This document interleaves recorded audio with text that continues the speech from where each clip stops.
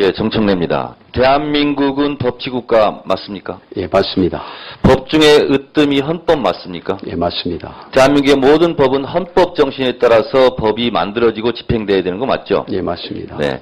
그렇기 때문에 헌법재판관은 어느 누구보다도 도덕적 리더십을 가져야 되겠죠? 예, 그렇습니다. 민주화 이후에 민주주의란 책을 쓴 최장집 교수의 책에 보면 민주화된 이후에 우리 사회 지도층의 주된 리더십은 도덕적 리더십이라고 얘기했습니다. 왜냐하면 사회적 이해와 갈등이 충돌하는 것을 조정하고 타협해야 되기 때문에 그것을 조정하는 사람의 도덕적 리더십이 없다면 그 자격이 없다라는 뜻입니다. 예. 그렇기 때문에 안창호 우리 헌법재판관 후보자의 도덕적 리더십을 검증해 보도록 하겠습니다. 예. 공직자윤리법에 의하면 재산신고를 성실하게 하게 되어 있습니다. 그런데 2007년도부터 2011년도까지 모친의 재산이 0원으로 되어 있습니다. 그런데 그 후에 재산신고한 것을 보니까 장모에게 2천만 원, 처남에게 1천만 원을 환수받아서 모친 채무 3천만 원을 이렇게 변제했다 이렇게 됐습니다. 다시 말해서 어머니의 재산이 3천만 원이 있었는데 계속 신고를 안 하다가 나중에 신고한 겁니다. 적어도 2007년도부터 10년도까지 4년 동안은 재산 신고를 누락한 겁니다. 공직자윤리법 위반 아닙니까? 이 부분에 대해서는 제가 한번 확인해 보도록 하겠습니다. 알겠습니다. 제가 그리고 우리 후보자의 부인 하모 씨인데요. 이분이 재산 상속을 받았습니다. 신길동에 있는 복합 건물인데 보상을 얼마를 받았냐? 5억 7천만 원을 받았습니다. 그런데 재산 신고는 3억 5,400만 원을 했습니다. 1억 5,300만 원을 재산 신고에서 역시 누락했습니다. 예, 이 부분은 제가 말씀을 드리도록 하겠습니다. 우선 이게 신길동에 있던 저의 처갓집에 좀 빨리 말씀해 주세요. 예, 저희 집사람의 상속분이 총액으로는 제가 지금 구체적인 계산은 안 했습니다만은 네. 10 얼마 정도 됩니까? 제가 말씀드릴게요. 예. 7분의 2였습니다. 예, 7분의 2입니다. 2에 해당되는 것이 5억 700만 원이었는데 재산 신고는 그렇게 그런데 보상을 받아놓고 그게 3억 5천을 왜 그러냐면은요. 네. 저희 처갓집에 그 집에 전세 살던 사람들이 있습니다. 그 보상금 중에서 전세 살던 사람들 또 채권자 압류된 사람들 있지 않습니까? 이런 것은 빼고서 저희한테 설령 3억 5천 정도 왔습니다. 그거는 제가 다시 확인하겠습니다. 오지리 때. 그런데 그렇다 할지라도 보상가액을 그대로 신고하게 되어 있습니다. 그런데 그렇게 해서 빠진 부분을 기재하지 않았어요. 성실 신고 의무는 적어도 위반한 겁니다. 그게 다시 보상가를 확인하겠습니다. 신고하도록 되어 있습니까? 아니, 저희가 수령한 거는 신고를 저희가 정확하게 했습니다. 그건 저희가 수령한 것을 신고하게 되고 그리고 신고한 것에서 이렇게 나머지 부분이 빠졌다는 것을 신고해야 되는데 그게 없습니다. 자, 다음 보겠습니다. 자, 장모님께서요, 고시원을 샀습니다. 오산시에. 21억짜리를 샀어요. 근데 장모님은요, 지금 아드님, 그러니까 처남이죠. 푸른뜨리라는 인조잔디가는 회사를 해서 그 회사가 지금 거의 부도 상태입니다. 지급불능 상태예요. 기업평가에서 D급을 받았어요. 임금이 체불돼 있어요. 장모님은 현재 강서구 화곡동에 1억 2천 정도의 빌라에 살고 있습니다. 돈이 없어요. 근데 오산시에 21억 건물을 샀어요. 자, 금융부채 등을 다 융자금을 빼더라도 5억 5천밖에 없어요, 돈이. 보상받은 거에서. 그런데 21억짜리 건물을 샀어요. 자, 장모님이 현재 살고 있는 강서구 화곡동 1억 남짓한 전세입니다. 그런데 21억짜리 오산시 고시원 9층 건물을 소유하고 있어요. 보통 고시원 건물을 이렇게 매입을 하면 9층에 본인이 삽니다. 본인이 살 능력이 없습니다, 지금. 금융 상태가. 그래서 204호에 살다가 강서구 화곡동으로 이사를 갔어요. 자, 그런데 중요한 것은 우리 후보자님 사모님께서 올해 3월 21일 날 매매 예약 계약서를 씁니다. 이 장모님 소유의 21억 고시원 건물을 4억만 주면 우리 후보자 사모님 명으로 등기 이전되게 돼 있어요. 그리고 이전은 하지 않은 상태, 매매 예약 계약 상태입니다.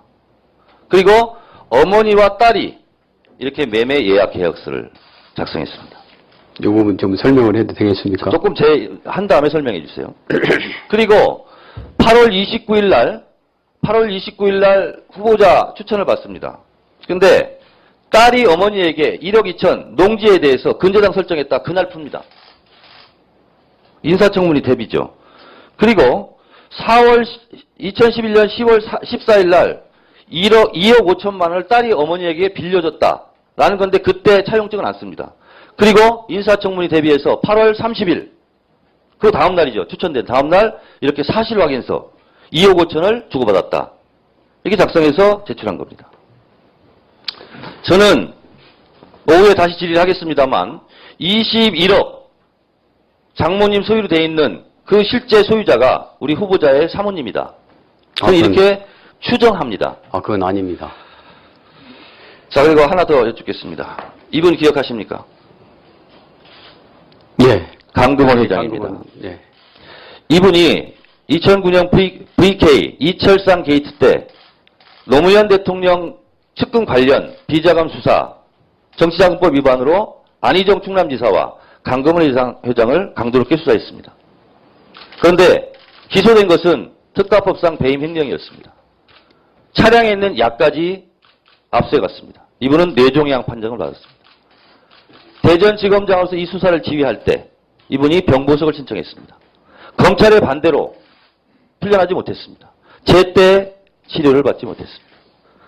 본인이 후원했던 노무현 대통령 장례식장에서 울고 있는 강금원 회장, 그리고 얼마 후에 이분도 검찰에 피도 눈물도 없는 매정한 그런 조치에 대해서 이분도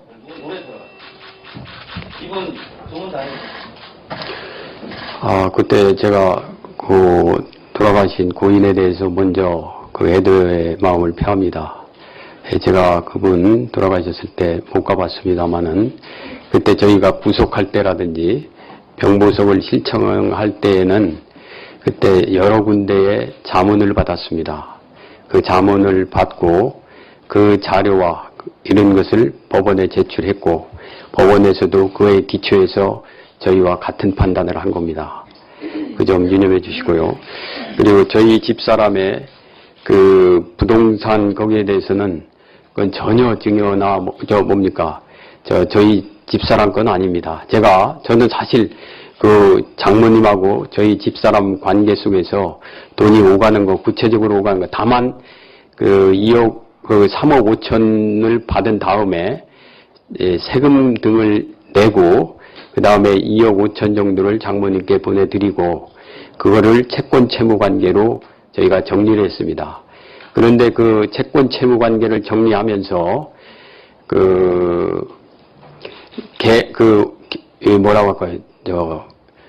이 채권 채무 그 계약서를 쓰지를 않았습니다. 엄마와 딸 사이의 관계였기 때문에 그 부분에 대해서 저희가 이 2,001억은 근저당까지 설정하는 그런 딸이었어요. 어머니한테. 그거는 사실 이 모든 가등기나 그 저당권은 저희 장모님께서 주도적으로 하신 거고 저도 그 부분은 잘 모르고 있습니다.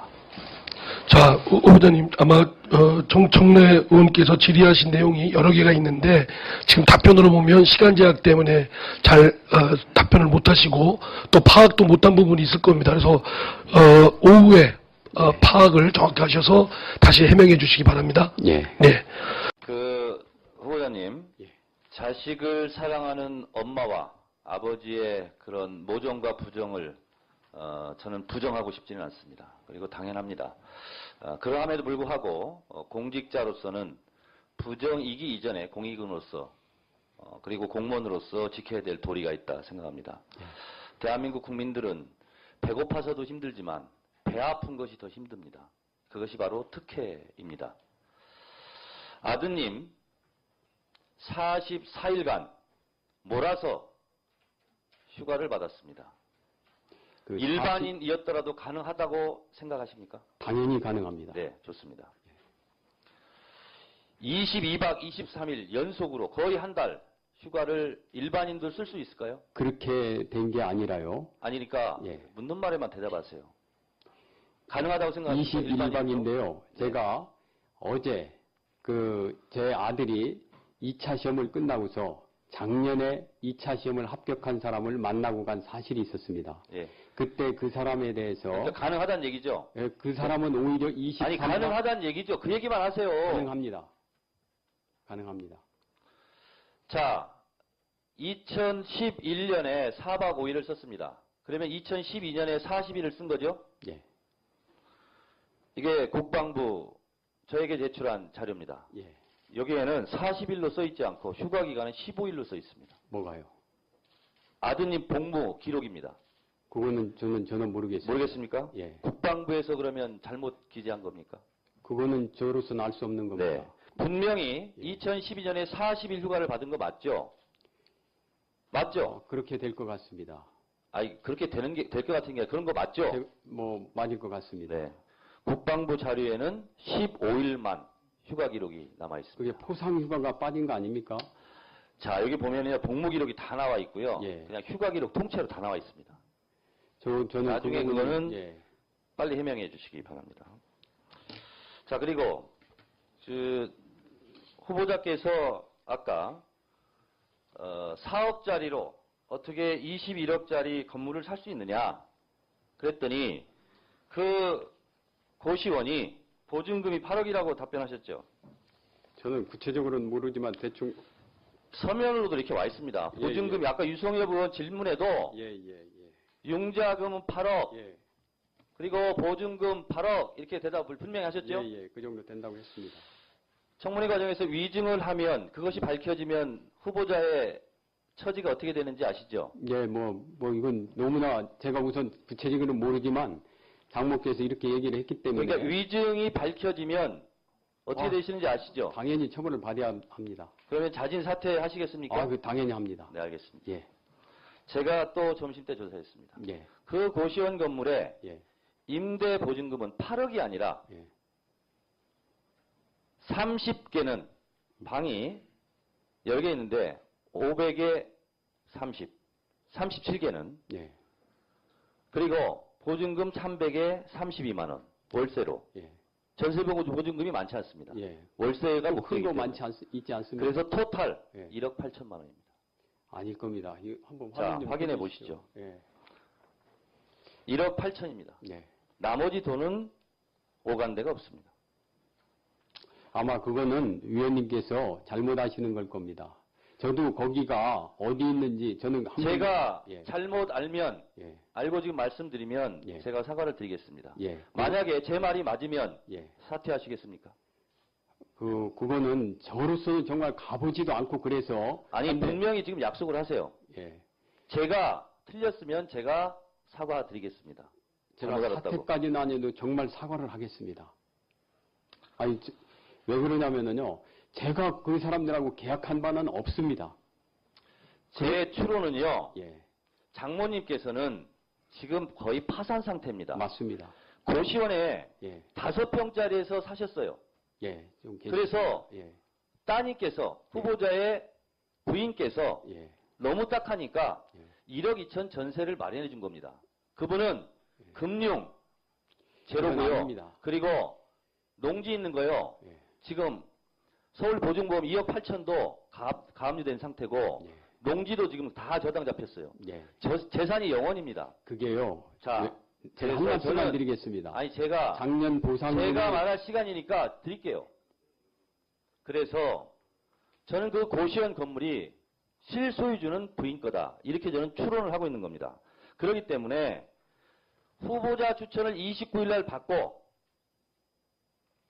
29일 날 당일 1억 5천, 1억 2천 전세금 마련해 준 돈을 위해서 근저당 잡힌 1억 5천을 근저당을 해제합니다. 8월 29일 날 당일 날. 그리고 8월 30일 돈의 출처를 추궁할 것으로 예상하고 8월 30일 삑 하고 이렇게 사실 확인서 하나를 작성해 놓고 이거를 지금 자료로 제출했습니다. 정 의원님께 누가 뭐라고 해도 위원장님 후보자 경고 좀 주세요. 잠깐 이 시간 빼주세요.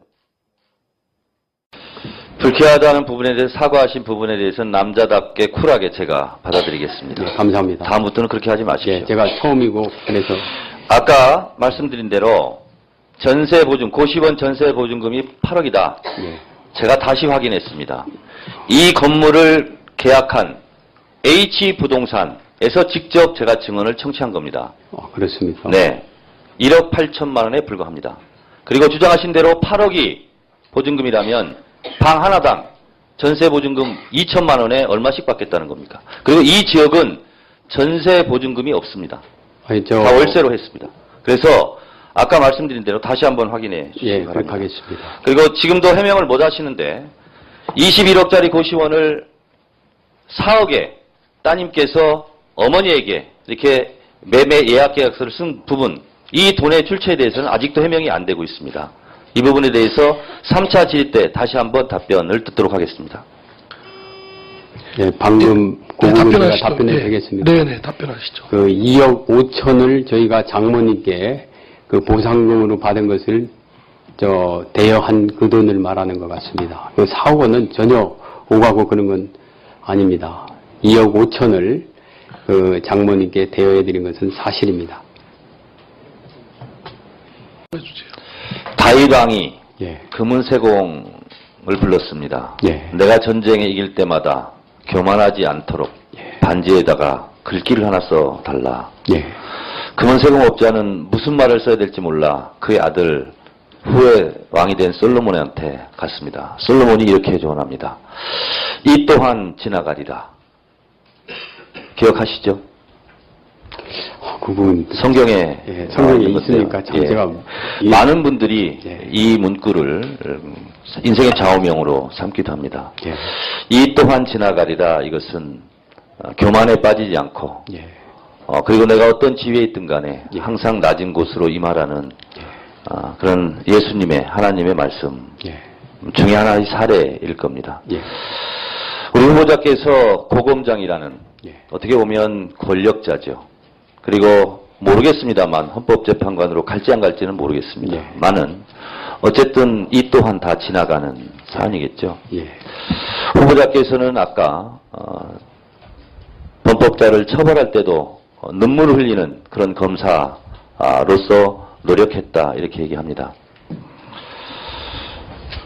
이 사진은 노무현 대통령의 평생 혼자였던 강금원 회장이 감옥에 있다가 다시 풀려나서 잠깐 풀려나서 노무현 대통령 빈소에 조문하고 나오면서 흘렸던 눈물입니다. 그 장면입니다. 그런데 우리 안창호 고검장께서 대전지검장 시절 때 그 강금원 피의자겠죠. 이미 뇌종양을 앓고 있었고 그리고 치료를 위해서 병보석을 신청했는데 반대하셨습니다. 피의자를 처벌할 때 눈물 흘리고자 했던 것에는 예외였습니다. 그리고 올해 8월 2일 날 운명을 달리했습니다. 많은 사람들이 그렇게 얘기합니다. 제때 치료를 받았다면 살 수도 있었을 텐데 저는 법은 도덕의 양심의 최소한이라고 저도 배웠습니다. 최소한의 눈물과 양심과 상식이 없이 가혹하게 병마와 구속상태로 싸웠던 강금원 회장을 이 순간 한번 생각해 보시기 바라겠습니다. 후보자께서는 그렇게 말씀하십니다.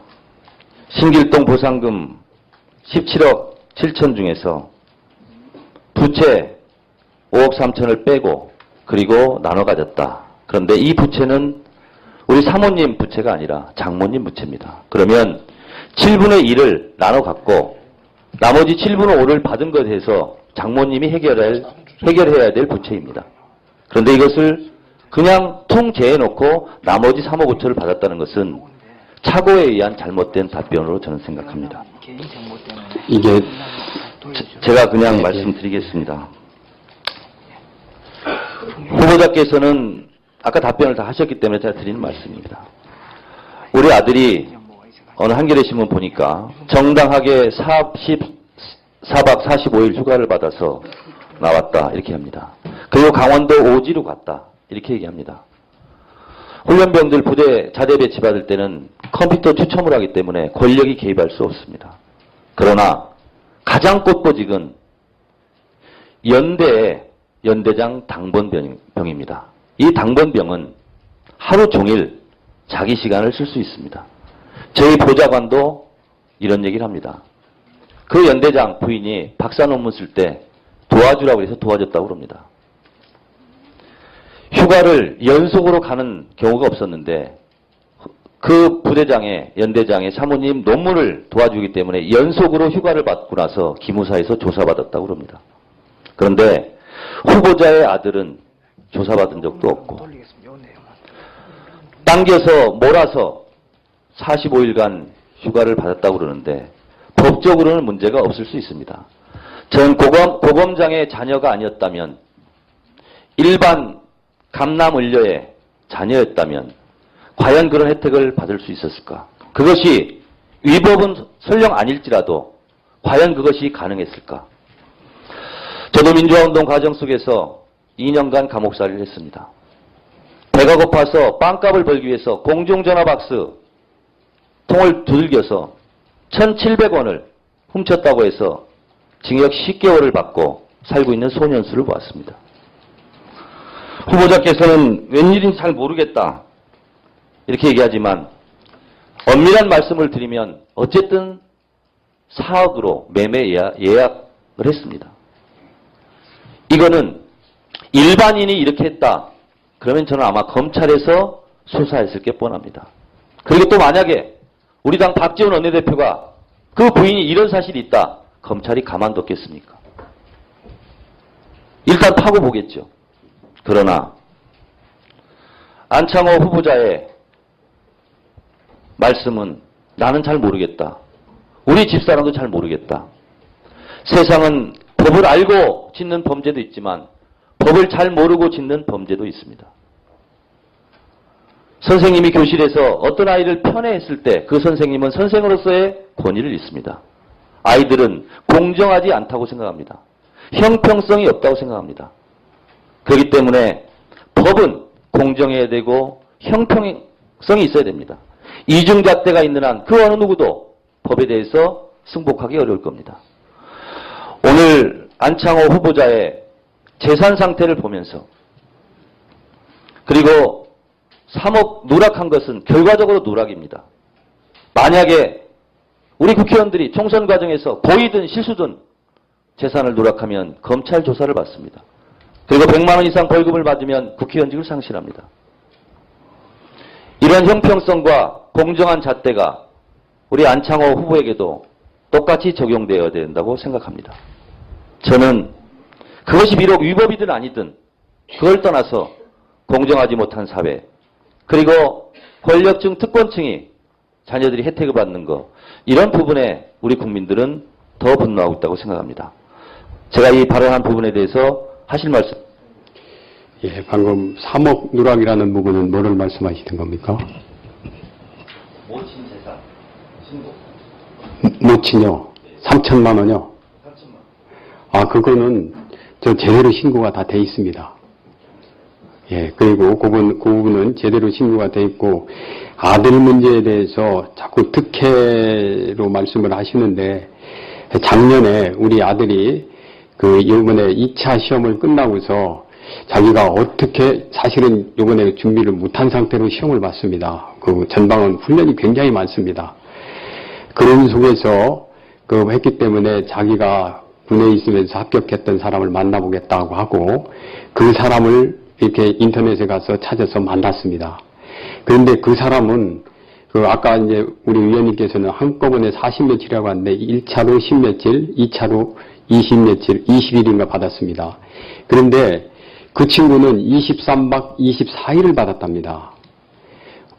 이거는 육군에서 사람들이 자꾸 군대 안 오려고 하기 때문에 군대에서도 이렇게 사법시험을 합격하고 있다. 이런 거를 위해서 육군에서 홍보도 하고 또 이거를 장려하는 분위기입니다. 한번 알아보시면은 제가 알기로는 그렇게 알고 있거든요. 그런 장려하는 분위기에서 저희 아들이 후반부에 받은 거는 특히 지금까지는 어떻게 뭐 특혜로 보일지 모르지만 이제는 걔는 그거 못 나옵니다. 휴가를. 후반부에 받을 거를 미리 땡겨서 받은 것일 따름입니다. 그리고 거기가 전방이기 때문에 훈련이 굉장히 많습니다. 전방이기 때문에 훈련이 많고 훈련이 많기 때문에 포상휴가가 후방보다는 훨씬 많습니다. 당번병도 훈련합니다. 왜 그러냐면은 요새는 연대장이 훈련에 참석을 하십니다. 그리고 아울러 지금 말씀하신 대로 당번병에 대해서 말씀을 드리는데 이건 집에서 근무하는 게 아닙니다. 사무실에서 그 연대장님을 모시고서 근무를 하고 있기 때문에 사람들이 굉장히 많이 왔다 갔다 합니다. 예전에는 뭐 당번병이 그 사무실 당번 이렇게 하는 사람이 어떨지 모르겠습니다만은 저희 아들 같은 경우에 낮에 사람들이 무지무지하게 많이 왔다 갔다 하고 또 그 친구가 왜 어떻게 해서 됐느냐 나이가 많습니다.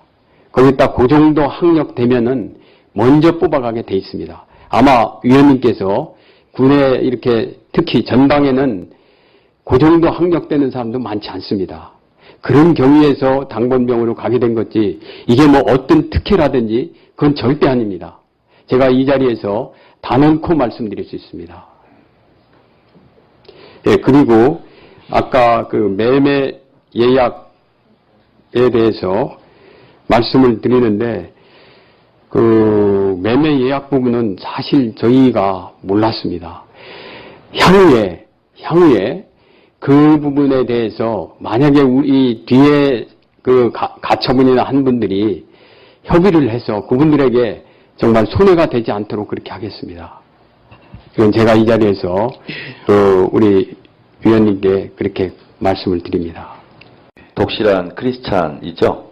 뭐 부끄럽습니다. 예, 저도 뭐 별로 믿음이 뭐 강하지는 않지만 저도 교회 집사입니다. 하늘 아래 죄를 짓고 다 삽니다. 크든 작든. 그래서 우리 모두는 다 죄인이라고 그렇게도 얘기합니다. 그리고 모든 사람들이 죄를 짓지 않고 아름답게 깨끗하게 완전 무결하게 살고 싶어 하고 지은 죄를 회개하기도 합니다. 후보자께서도 정말 깨끗하게 완전 무결하게 인생을 살고 싶었겠지요. 근데 누구나 다 알게 모르게 죄를 짓듯이 다 흠이 있습니다. 제가 그 흠에 대해서 오늘 몇 가지를 지적한 겁니다. 나는 하늘 아래 하늘 우러러 한 점 부끄러움이 없다. 이렇게 살고 싶었지만 그렇지 못한 경우가 많고 저도 뭐 알게 모르게 많은 죄를 지었을 겁니다. 그런 면에서 우리가 검사 시절에 수사하시면서 또 판결에 임하면서 정상 참작이라는 걸 또 합니다. 죄는 지었지만 이런 경우는 용서가 가능하다. 내지는 양형에서 가장 가벼운 이런 검찰 구형도 할 것이고 판사님도 그렇게 판결을 하실 겁니다. 그런 면에서 후보자께서 나는 아무런 죄가 없다. 물론 이런 입장은 오늘 아니시라 저는 그렇게 생각을 합니다. 그런 면에서 저희 청문위원들이 보고서를 어떻게 채택할 건가 하는 부분이 이제 남아있는 과제가 됐습니다. 그런 면에서 저희가 정상 참작을 할 수 있도록 성실하게 자료를 요청드립니다. 아까 이 부분은 우리 후보자께서는 억울할 수 있습니다. 나는 모르는 일이고 우리 부인도 모르는 일이다. 근데 만약에 부인 모르게 이게 작성이 됐다면 장모님은 적어도 공문서 위조는 해당되는 겁니다. 그렇다고 해서 저희가 장모님을 그게 어떤 문서죠? 매매 예약 계약서요. 매매 예약 계약서요. 그래서 장모님을 뭐 탓하고 그럴 생각은 전혀 없습니다. 근데 어떻게 해서 이것이 작성됐는지 내일 가급적이면 오전 10시까지 작성해 주시면 좋겠고요. 경위를 파악하셔서 매매 예약 계약서입니다. 매매 예약 계약서요. 그리고 이제 2억 5천 이렇게 보통 채무 채권 관계가 있으면 정식으로 이렇게 하고 아마 통장으로 거래를 했을 겁니다. 그래서 통장 거래 내역을 보내주시면 말끔하게 해결될 수 있을 거다 이렇게 생각하고요. 그리고 이제 국방부에서 저희 방에 제출한 이 아드님 군 복무 기록은 저희도 잘 모르겠습니다. 이렇게 돼 있어요. 15일만 휴가를 간 걸로. 저희도 알아보겠습니다. 후보께서도 한번 알아봐 주시기 바라고요. 그리고 아까 설명하실 때 신길동 건물을 팔 때, 만약 보상을 받을 때 부채가 있었다. 그걸 까고 나머지를 나눠 가졌다 했는데 그거는 사실이 아닌 것 같습니다. 아, 그건 제가 모르고 은행 부채. 예, 그렇습니다. 그러니까 은행 그거는 부채. 장모님 부채거든요. 예. 그래서 그 부분도 명확하게 서면으로 해주시든 아니면 내일 오전 10시까지 저한테 전화를 주시든 예, 알겠습니다. 저희가 판단을 해야 되니까요. 예. 그렇게 해주셨으면 고맙겠습니다. 아유, 시간이 없는데 시간 개인적으로 조금만 더 주셨으면 좋겠는데 정책을 제가 하나도 못 물어봤어요. 그래서 몇 가지 여쭤보겠습니다. 그냥 짤막짤막하게 답변해 주시면 좋겠습니다. 법무부에서 지금 성폭력범들이 이제 급증하고 이렇게 하다 보니까 3년 전 성범죄자까지 전자팔찌를 소급해서 적용하자. 이게 이제 법무부에서 지금 추진하고 있는데 예.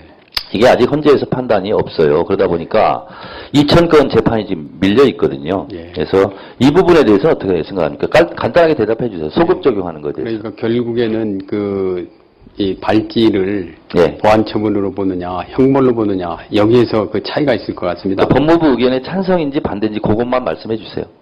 이걸 보안 처분으로 보면은 소급이 가능하지만 형벌로 보면 불가능합니다. 네, 알겠습니다. 이제 헌재에서 판결을 한 것 중에 대표적인 거 하나가 행정수도 이전에 대해서 관습업법 위반이다 이렇게 했는데 그 부분에 대해서는 본인은 찬성 입장입니까? 반대 입장입니까? 행정수도 이전에 대해서 관습업법에 어긋난다, 위헌이다 이렇게 판정을 했었잖아요. 예. 그거에 대해서는 생각 안 해보셨어요 혹시? 예, 많이는 안 해봤습니다. 안 해봤습니까? 또 하나는요. 사학법에 대해서 지금 새누리당 전신 한나라당에서 위헌이다. 지금 위헌 심판 제청 중인데 이거 지금 심사를 안 하고 있어요. 헌재에서. 예. 말하기 곤란합니까? 이 부분에 대해서는 개방형 이사제라든가 족벌을 규제하는 거라든가 이런 부분이 위헌이다. 이렇게 지금 헌법. 제가 헌재에 그게 계류 중인 건 알고 있지만 구체적으로 왜 이렇게 지체되는지 네, 파악을 알겠습니다. 못했습니다. 네. 인혁당 재판을 가지고 드디어 새누리당 박근혜 후보께서 사과 발언을 오락가락하다 결국은 했습니다. 그러니까 대법원에서 2번의 판결이 있었다라는 건데 최종 판결이 당연히 존중돼야 되겠죠. 예. 예. 어제 그제 김희수 후보자도 그렇게 얘기를 했습니다. 그리고 헌법 정신 잘 아시겠지만 전문에 보면 유구한 역사와 전통에 빛나는 자랑스러운 대한국민은 3.1운동으로 건립된 상해 임시정부의 법통과 불의한간 4.19 민주이념을 계승하고 이렇게 시작하고 있지 않습니까? 네. 그렇다면 5.16은 4.16에 반대거든요. 그래서 5.16은 실제로 학교에서 쿠데타로 가르치고 있습니다.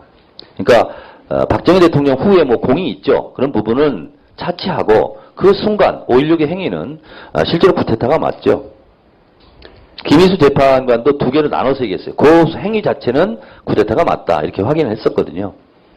아까도 말씀을 드렸습니다마는, 이게, 그 당시에 있었던 국가재건 최고회의에 만들었던 그 인신 구속에 관한 임시특례법에 의해서 그게 현재 헌법 소원이 들어온 상태, 위헌법률 심사가 들어온 상태라 그 부분 관련해서 아마 5.16에 대한 평가가, 법적인 평가가 일부 있을 겁니다. 어쨌든 예. 유신헌법에 의해서 취해졌던 긴급조치 1호, 4호, 9호는 위헌 판정을 이미 받았습니다. 헌재에서.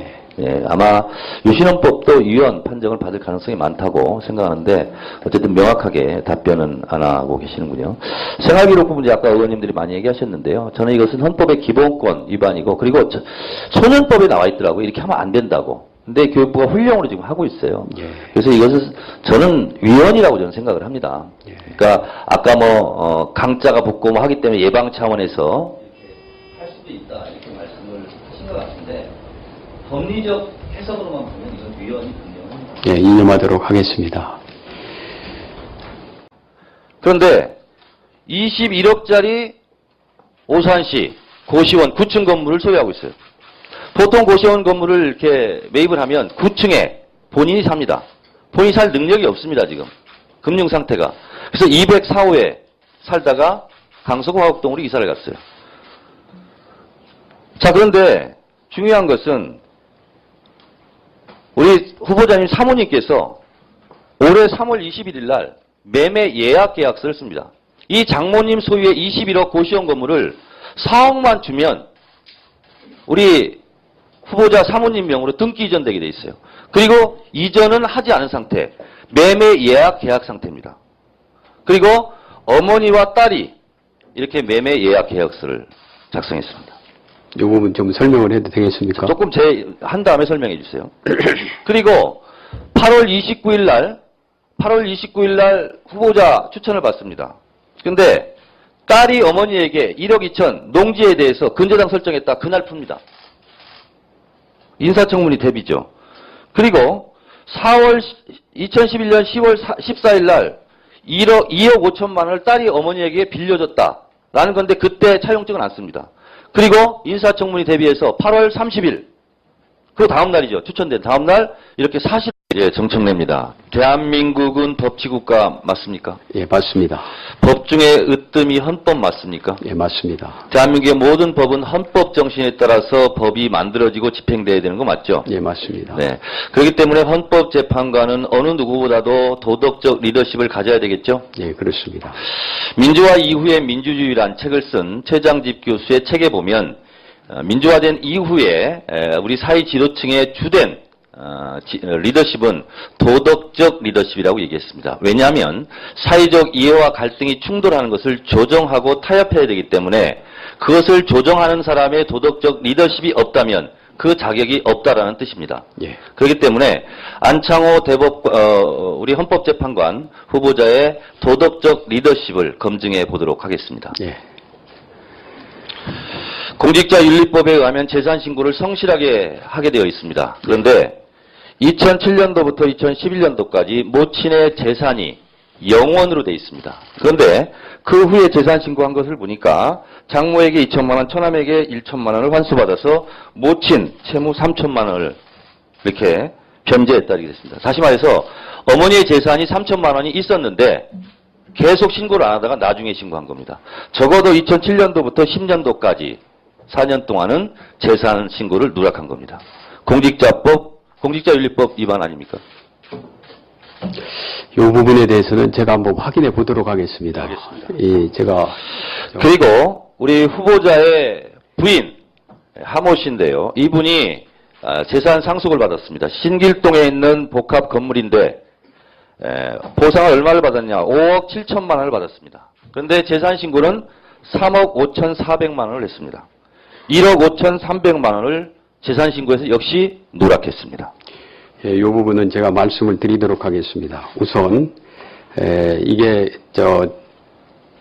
신길동에 있던 저의 처갓집에 좀 빨리 말씀해 주세요. 예, 저희 집사람의 상속분이 총액으로는 제가 지금 구체적인 계산은 안 했습니다만은 네. 10 얼마 정도 됩니까? 제가 말씀드릴게요. 예. 7분의 2였습니다. 네, 7분의 2입니다. 2에 해당되는 것이 5억 700만 원이었는데 재산 신고는 그렇게 그런데 보상을 받아놓고 그게 3억 5천 왜 원이었습니다. 그러냐면은요. 네. 저희 처갓집에 그 집에 전세 살던 사람들이 있습니다. 그 보상금 중에서 전세 살던 사람들 또 채권자 압류된 사람들 있지 않습니까? 이런 것은 빼고서 저희한테 설령 3억 5천 정도 왔습니다. 그거는 제가 다시 확인하겠습니다. 오후질이 때. 그런데 그렇다 할지라도 보상가액을 그대로 신고하게 되어 있습니다. 그런데 그렇게 해서 빠진 부분을 기재하지 않았어요. 성실 신고 의무는 적어도 위반한 겁니다. 그게 다시 보상가를 확인하겠습니다. 신고하도록 돼 있습니까? 아니, 저희가 수령한 거는 신고를 저희가 정확하게 했습니다. 그건 저희가 수령한 것을 신고하게 되고 그리고 신고한 것에서 이렇게 나머지 부분이 빠졌다는 것을 신고해야 되는데 그게 없습니다. 자, 다음 보겠습니다. 자, 장모님께서요, 고시원을 샀습니다. 오산시에. 21억짜리를 샀어요. 근데 장모님은요, 지금 아드님, 그러니까 처남이죠. 푸른뜨리라는 인조잔디까는 회사를 해서 그 회사가 지금 거의 부도 상태입니다. 지급불능 상태예요. 기업평가에서 D급을 받았어요. 임금이 체불돼 있어요. 장모님은 현재 강서구 화곡동에 1억 2천 정도의 빌라에 살고 있습니다. 돈이 없어요. 근데 오산시에 21억 건물을 샀어요. 자, 금융부채 등을 다 융자금을 빼더라도 5억 5천밖에 없어요, 돈이. 보상받은 거에서.